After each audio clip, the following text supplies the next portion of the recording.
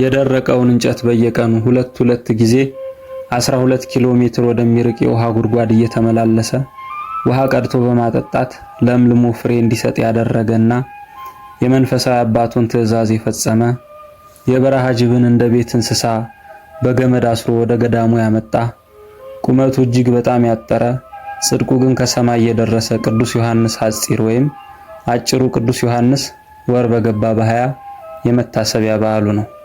ይህ ግብፃዊ ቅዱስ እጅግ በጣም ትሁትና ታጋሽ በመሆኑ ገና በ18 ዓመቱ የታላቁ አባት የአባ ባይሞይን ፈተና አልፎ ምንኩስናን ከእጃቸው ለመቀበል በቅቷል።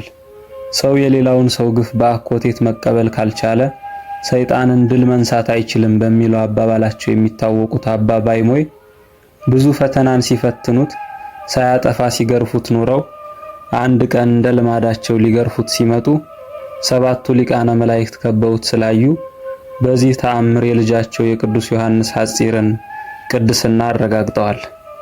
ቅዱስ ዮሐንስ ሐጺር ምንም እንኳን የበቃ ቅዱስ ቢሆንም ነዳያንን ለመመጾት ሰፌድ እየሰፋ ይሸጥ ነበር። ከዕለታት በአንዱ ሰፌድ ሊሸጥ ገበያ በወጣበት ሰማያት ተከፍተው ቅዱስ ሚካኤልንና ቅዱስ ገብርኤልን በሚያስፈራ ግርማ በስሉስ ቅዱስ ፊት ቆመው ስላየ እጹብ እጹብ ብሎ እያደነቀ ሳለ ገዢ መጥቶ የሰፌዱን ዋጋ ቢጠይቀው ወንድሜ ሆይ ሚካኤል ይበልጣል ወይስ ገብርኤል ብሎታል። ገዢውም እብድ መነኩሴ ብሎ ሰድቦት ሄዷል።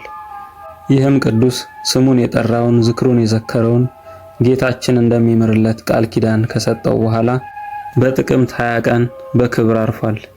ለእግዚአብሔር ምስጋና ይሁን። እኛንም በቅዱስ ዮሐንስ ሐጺር ጸሎት ይማረን ይቆየን።